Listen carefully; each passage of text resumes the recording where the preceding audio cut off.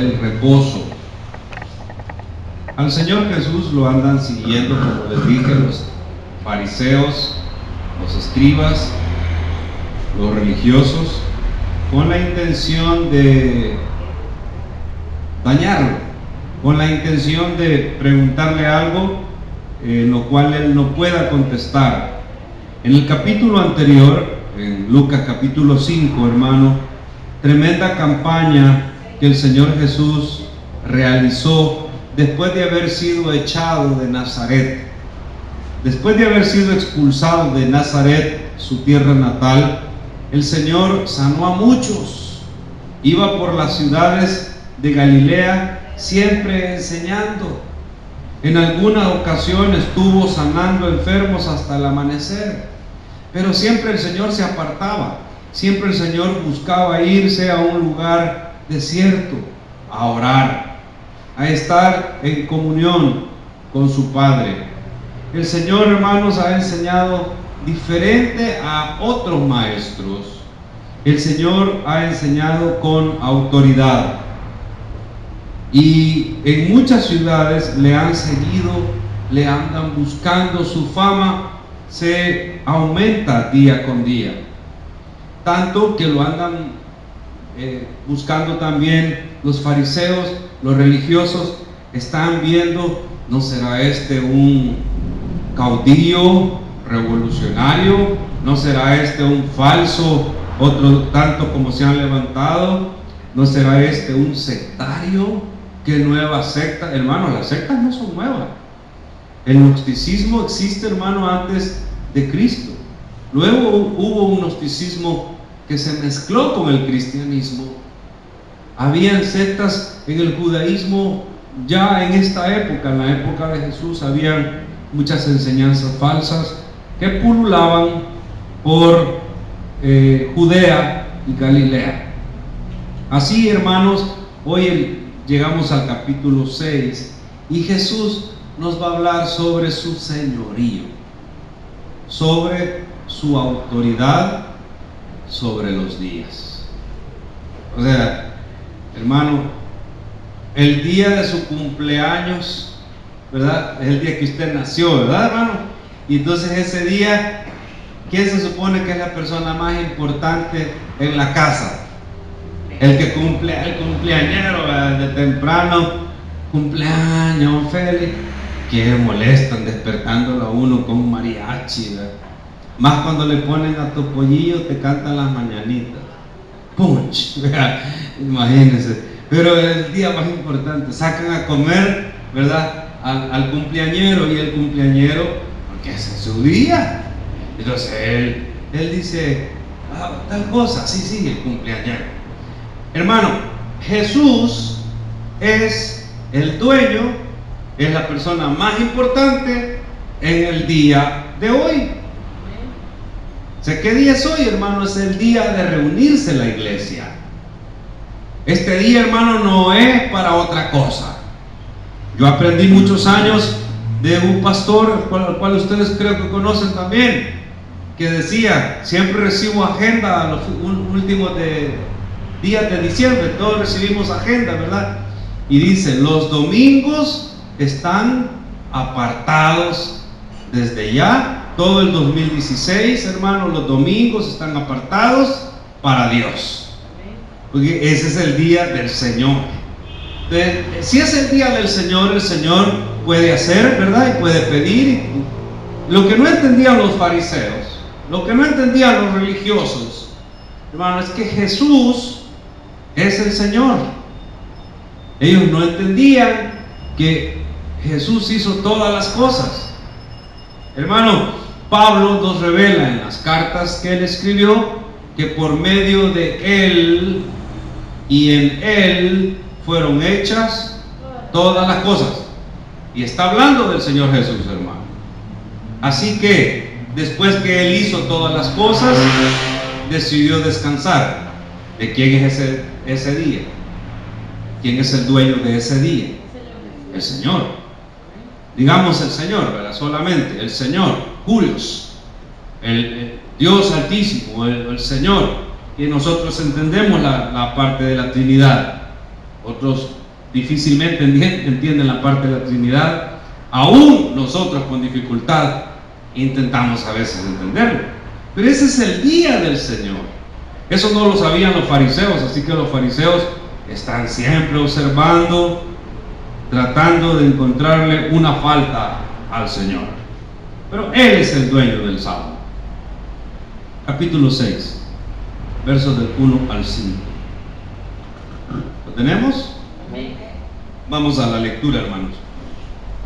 Dice la palabra del Señor así: Aconteció en un día de reposo que, pasando Jesús por los sembrados, sus discípulos arrancaban espigas y comían restregándolas con las manos. Y algunos de los fariseos le dijeron: ¿por qué hacéis lo que no es lícito hacer en los días de reposo? Respondiendo Jesús les dijo: ¿ni aun esto habéis leído lo que hizo David cuando tuvo hambre él y los que con él estaban? ¿Cómo entró en la casa de Dios, tomó los panes de la proposición y de los cuales no es lícito comer, sino solo los sacerdotes, y comió y dio también a los que estaban con él? Y les decía: el Hijo del Hombre es Señor aún del día del reposo. Gracias le damos, Señor, en esta hora por la palabra que nos regala. Pedimos de su instrucción para nuestras vidas. Gracias, Señor, por iluminarnos en esta mañana a través de su Santo Espíritu. En el nombre de Jesús oramos. Amén. Pueden sentarse, hermanos. Ahí tiene usted: aconteció que en un día de reposo. Casi siempre en el Evangelio, hermano, en el Evangelio, muchas de las historias anécdotas, parábolas que vamos a leer tienen que ver con el día de reposo.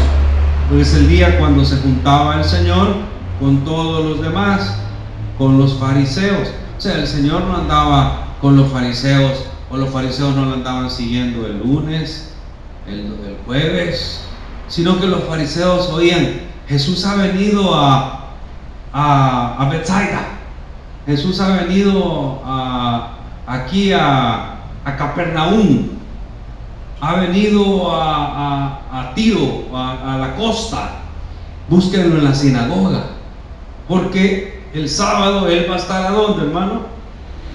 ¿Dónde va a estar el Señor Jesús el día sábado? En la sinagoga. ¿Y qué va a estar haciendo? Enseñando. Donde Él llegaba, hermano, le permitían enseñar, porque a pesar de sus 30 años es un niño, hermano, es un jovencito. Claro, los que tienen 15 o 20 dicen: 30 años, ya es viejo. Cuando tenga 50, vas a ver a los de 30 bien cipotes. Hermano, en la autoridad farisea, en la autoridad sacerdotal, rabínica, 30 años es joven. Sin embargo, Jesús tiene una sabiduría, tiene un conocimiento de la palabra, que cuando Él llega, Él enseña. Así, los días de reposo, día sábado, Jesús está, hermanos, en la sinagoga. Y entonces iban hacia la sinagoga, ¿verdad? Iban en ese día caminando, y los discípulos tenían hambre y vieron unas espigas de trigo, espigas, qué sé yo, hermano, solo dice espigas, porque hay espigas de trigo, espigas de cebada, espigas de arroz, aunque arroz no sembraban en esa parte, y ellos las restregaban para comerle, que es la manera en la que se agarra la espiga fresca, se restrega para quitarle la cubierta, y luego se come la parte de adentro. Y por lo visto esas espigas estaban en un punto en el cual se podían comer. Ya, hermano, hoy diríamos: iba por los cafetales y vio unos guineos que estaban en su punto, ¿verdad? Estaban en su punto, ya sazones, ya se podían comer. Los, ¿verdad?, pelaron con las manos y se los comieron. Porque búsqueme un lugar donde haya trigo, hermano. O iban por los campos y vieron unos mangos verdes que ya se podían comer. Les sacaron la leche con las manos, les pusieron salita, los abrieron y se los comieron. Hasta usted está salivando ahorita, no imaginarse los manos. Hermano, eso es totalmente normal. Eso no es un trabajo, eso no es trillar el trigo, eso no es recoger la cosecha. En Deuteronomio estaba, según la ley, que si un hombre tenía hambre y él era de la tribu de Leví, eran personas que se dedicaban a la enseñanza, al servicio de los demás, como el grupo de discípulos de Jesús, ellos podían agarrar las espigas de lo que necesitaban para comer y comer. O en el día de reposo no se come. Claro, en el día de reposo se come. Pero los fariseos, hermanos, están allí siempre en extremismo. Siempre están allí en exageración. Porque la ley decía en Deuteronomio que podían agarrar lo que necesitaban para comer y no había ningún problema. No era trabajo, hermano, no era nada en exceso. Pero los fariseos, los sábados, no hacían nada. Es más, caminaban bien chistosos. Es que no puedo sudar porque hoy es sábado. Y se sentaban y estaban en reposo. Creo que hasta para mirar no tengo que hacer trabajo para ver.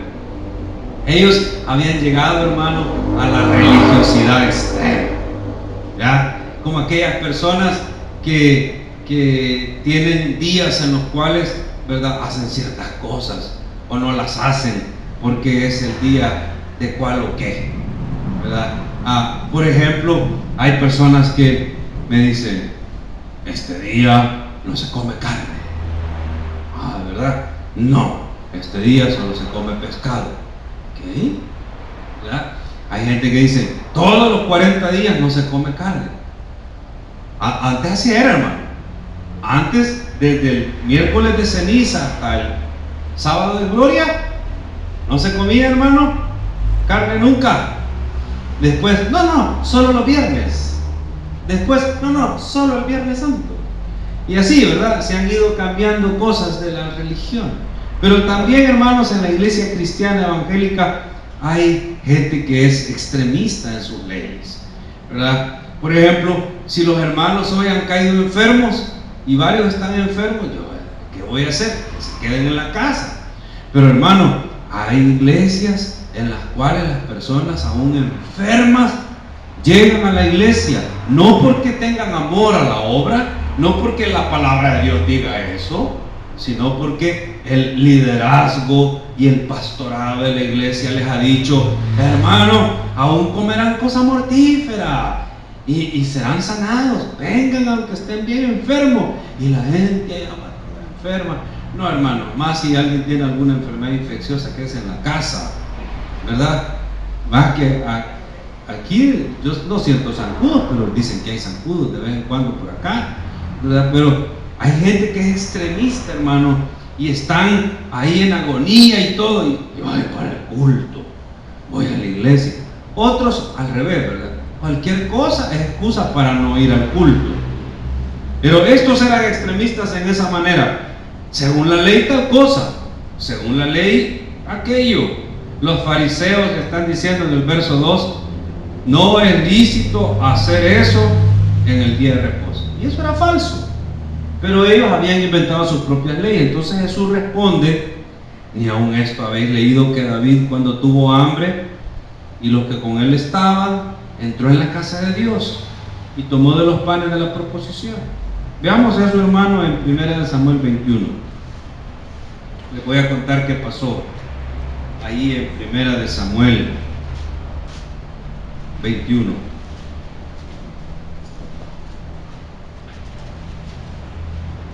David, hermano, anda huyendo de Saúl. Amén.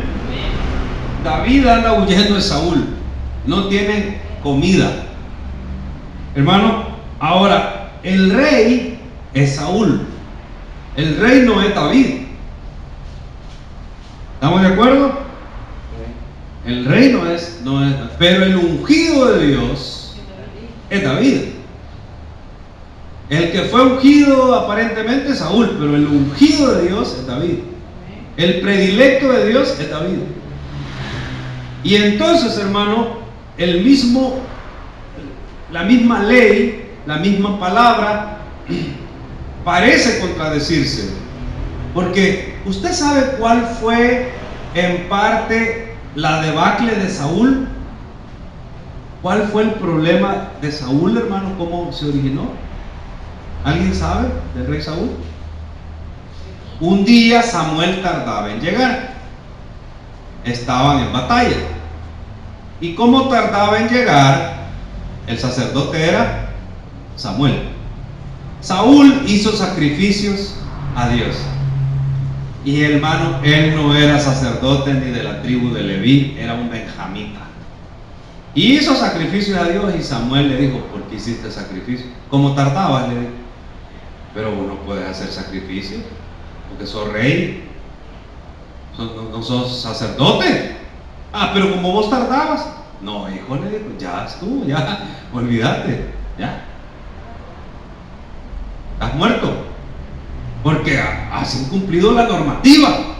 Eso no se puede. Pero es que era el corazón arrogante, orgulloso, vanaglorioso de Saúl, hermano. No es la apariencia de la ley, la letra de la ley, sino el espíritu de la ley. Porque David tampoco era sacerdote. ¿Estamos de acuerdo, hermano? Sí. Y es mentiroso. Es mentiroso porque está mintiendo.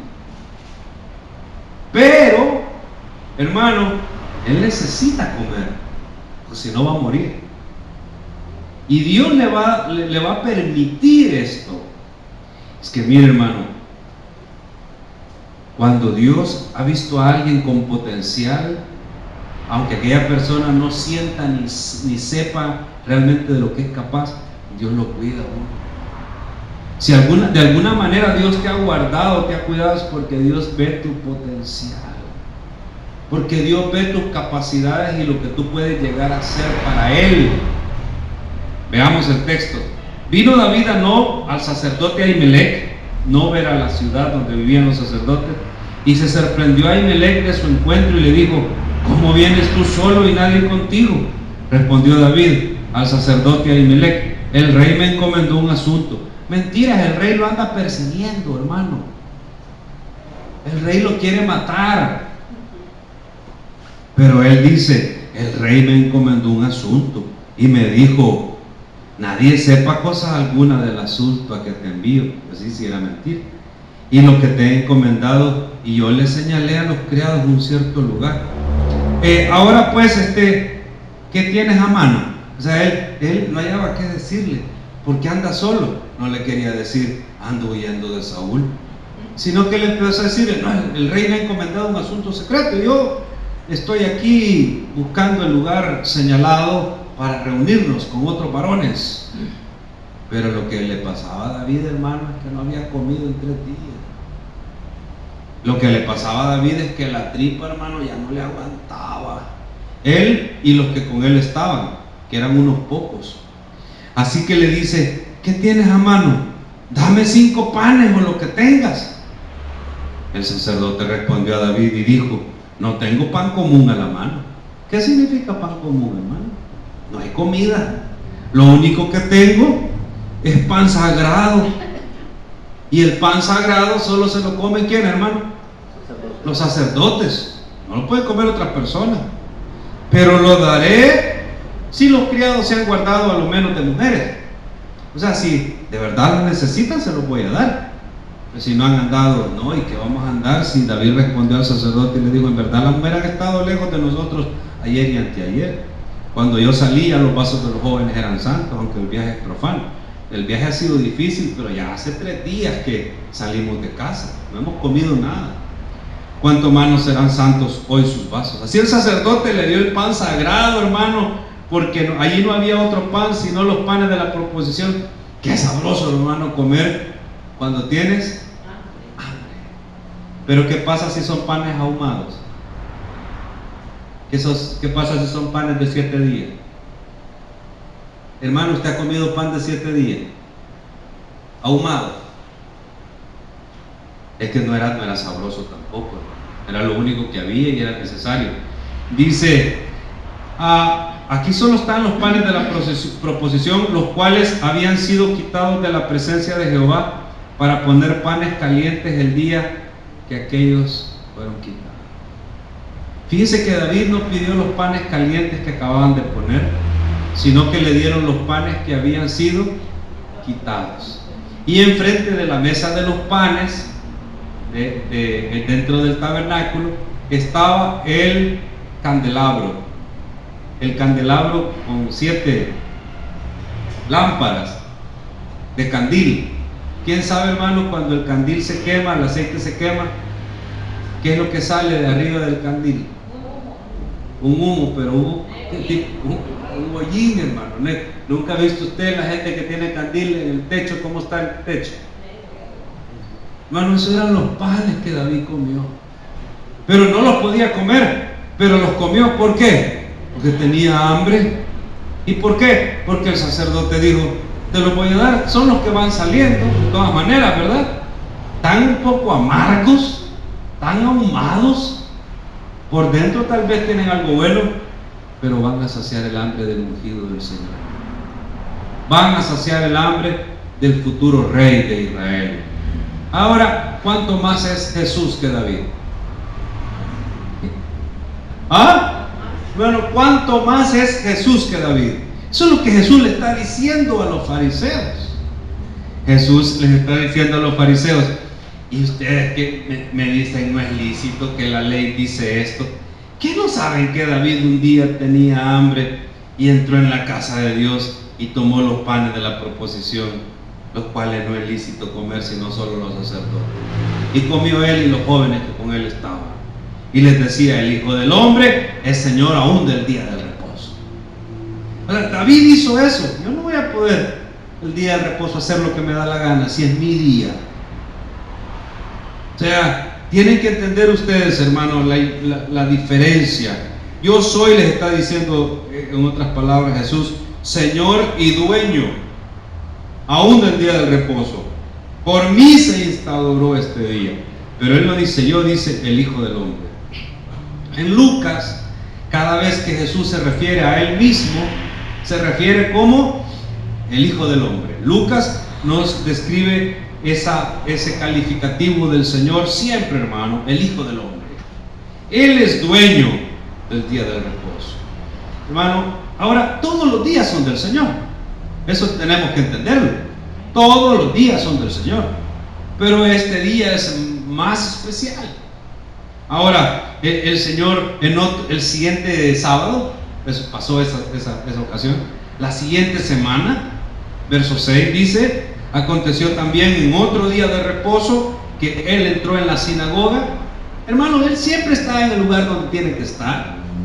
Ahora, ¿Jesús tenía que ir a la sinagoga? No, pero ¿quiénes estaban en la sinagoga? Los que querían oír la palabra y el evangelio y la buena nueva. Y en esta época, incluso después de Jesús, los discípulos, los apóstoles, siempre que iban llevando el evangelio, la buena nueva, ¿a dónde iban? Hermano, ¿a dónde iba Pablo en cada ciudad que visitó en sus misiones? El sábado él iba a la sinagoga, porque ahí encontraba a los que les tenía que dar la palabra, primero a la casa de Israel, pero cuando ya no se pudo en las sinagogas, la palabra fue predicada, hermano, en cualquier lugar, en casa, donde dos o más reunidos estaban en el nombre del Señor, ahí estaba el Señor. Ya no era necesaria la sinagoga. Hubo una separación ahí por el año 50 después de Cristo, y ya no se predicaba solo en la sinagoga, pero al principio, incluso dentro de la iglesia cristiana, se predicaba ahí en las sinagogas. Y ahí estaba, hermano, en la sinagoga, verso 6, segunda parte, un hombre que tenía seca la mano derecha. Tenía una parálisis. Seca significa que tenía una parálisis, una mano inútil. Ya tenía una mano que no tenía inervación, y se le había adelgazado la mano. Y entonces, ahí está, el único en la sinagoga que tiene una deficiencia, una enfermedad aparente, es este hombre. Y entonces yo me imagino que tienen al hombre de la mano seca. Vaya, aquí sentate, mira, ya va a venir Jesús, por allá dicen que viene. porque ya existían los mensajitos, es decir, los chambrosos que salían corriendo a contar las cosas. El WhatsApp de antes, ya han visto la señora, dice el WhatsApp de antes, las señoras que siempre están en la puerta, ¿verdad? Bisagra le decían a la señora chambrosa, porque siempre estaba en la puerta así, viendo para adentro la olla de frijoles que no se le fuera a comer y viendo para afuera. Entonces, ya le habían contado a los fariseos que el Señor va a llegar. Ponete, el de la mano seca, traigan. Me imagino yo que estaban en alguna ciudad de la Galilea, ¿verdad, hermano? En, qué sé yo, estaban en una ciudad, ahí donde había una sinagoga. Traigan el de la mano seca, Jesús va a pasar hoy por acá, porque Jesús andaba en todas las ciudades. Póngalo ahí, que lo vea, a ver si se atreve a curarlo, porque hoy es sábado. ¿Y cómo va a estar curando el día sábado? Esa era la intención, hermano, de los fariseos. Ahí estaba el hombre con la mano seca y le acechaban los escribas y los fariseos. Eso significa estaban atentos. Verso 7, para ver si en el día de reposo lo sanaría, a fin de hallar de qué acusarle. Hermano, a ellos no les importa el hombre y con el impedimento aquel. A ellos no les importa, hermano, el sufrimiento de un hombre que tenga su mano inútil. ¿Alguna vez usted ha tenido la mano inutilizada, hermano? Que le duele la muñeca, ha tenido un tendón tirado, se la ha quebrado. Hermano, va, qué feo va a andar. Y eso que es pasajero, ¿verdad, hermano? Bueno, imagínate tener una deficiencia, tener esta parálisis de a saber cuánto tiempo. Y a ellos no les importa el hombre que está enfermo, a ellos no les importa aquel hombre que tiene esa incapacidad, sino que ellos lo único que están usando al hombre de la mano seca es para hacer caer a Jesús. Ahí está el hombre de la mano seca, ahí va a entrar Jesús, a ver si se atreve a sanarlo. Estemos atentos, porque va a estar enseñando y después que termine de enseñar va a cerrar el rollo de la enseñanza, va a dar una explicación y va a ver al hombre de la mano seca, porque cada vez que Jesús enseñaba, después que enseñaba, ¿qué hacía, hermano? Sanaba. Pero ahí no hay ningún enfermo en apariencia, solo está el hombre de la mano seca. Pero es sábado.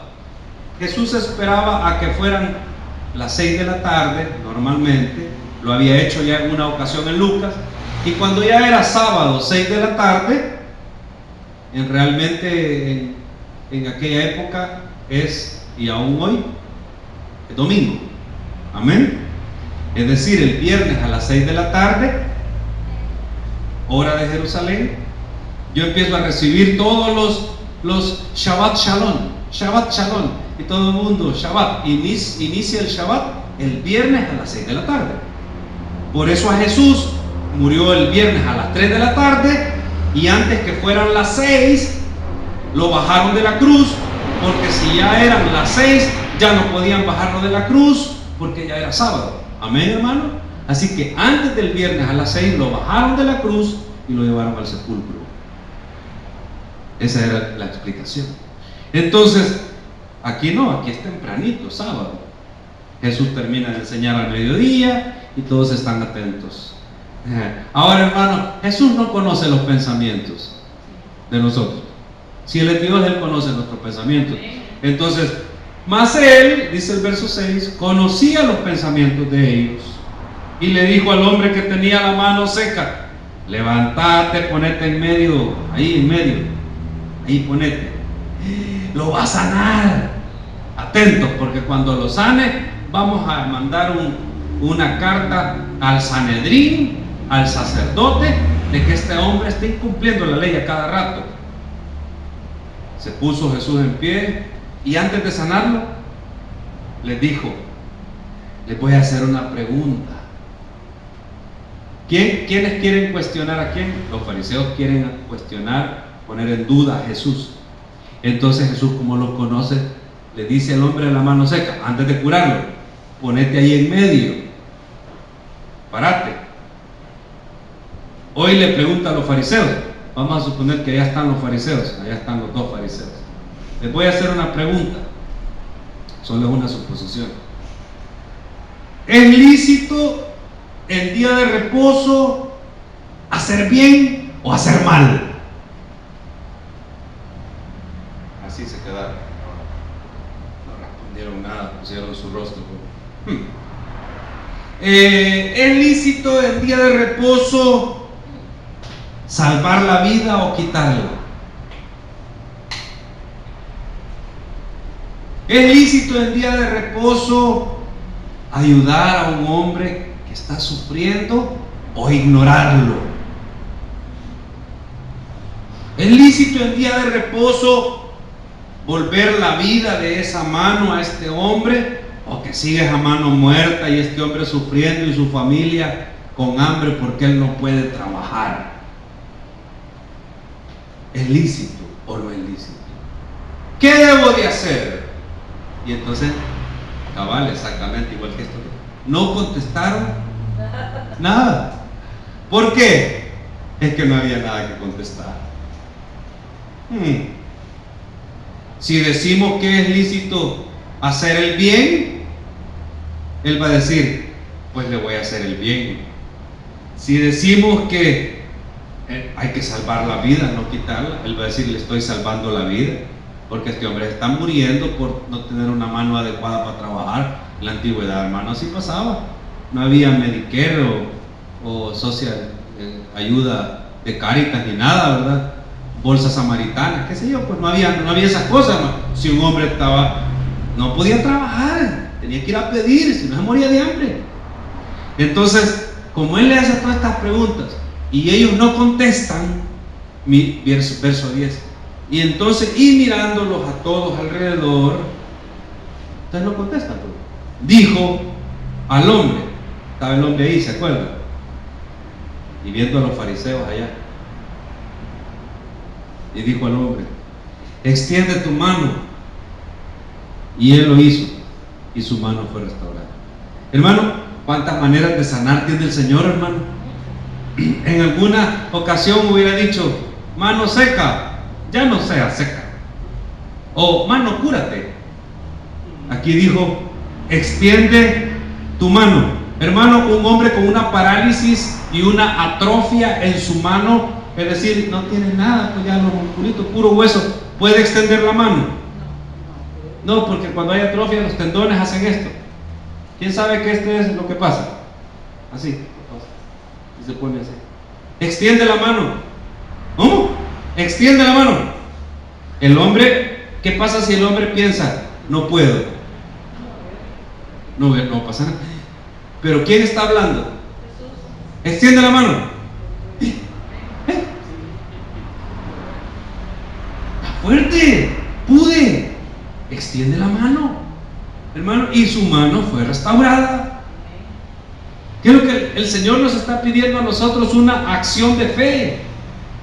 Es difícil eso, hermano. Cuando Él nos está pidiendo una acción de fe, nosotros ¿qué tenemos que hacer para recibir? Obedecer, obrar. Sí, hermano, ¿usted alguna vez tuvo su niño pequeño y usted estaba en la poza? Cualquier piscina no íbamos, hermano, no somos muchos nobles. De chiquitos, ¿a dónde íbamos? A la poza. Algunos yo sé que se la pican y dicen que iban al club deportivo, a la piscina. Entonces el niño tenía miedo, el niño tenía temor. ¿Y qué le decía el papá? Tírate, hombre. De verdad, papá. Sí, aquí estoy yo, ve. Y entonces el niño que tiene confianza en su papá, cree la palabra de su papá, hace una acción de fe. Y el niño, al oír que su papá le dice, lánzate, aquí estoy yo, no te va a pasar nada, se tira. Pero ¿qué pasa si aquel papá es un mentiroso? ¿Qué pasa si aquel papá es un payaso, un bayunco? Entendemos eso en palabras salvadoreñas. Un papá que siempre anda bromeando a su propio hijo, que no le genera confianza a su propio hijo. ¿Qué va a hacer el hijo? No, hombre, papá, cuando yo me tire, vos te vas a hacer, ¿no? Vas a dejar ahí. ¿Confiamos en un papá así? No. Ahora, ¿cómo es Dios, hermano? Si Dios nos dice una palabra, es porque es verdadera. ¿Y por qué no le creemos, pues? Hermano, ¿y por qué andamos buscando falsos padres? ¿Y por qué andamos buscando quien nos supla, nos ayude, nos dé la bendición, si tenemos un Dios que podemos confiar en su palabra? Tenemos al Señor que, hermano, Él no nos falla. Podemos confiar certeramente que lo que Él dice lo hará. Así, hermano, su mano fue restaurada y ellos se llenaron de furor y hablaban cómo podían dañar a Jesús. Hermano, el religioso no le importa el beneficio de las demás personas. A ellos no les importaba, no estaban contentos ante lo que le pasaba a aquel hombre. Él los sanó y ellos, en lugar de entender su error, en lugar de entender el mensaje que Jesús les ha dado, hermano, se enojaron en gran manera, se llenaron de ira, de furor, y lo que hacían o lo que pensaban era cómo atentar contra Jesús. Hermano, Jesús no se inmutaba con todas estas cosas, con lo que pasaba.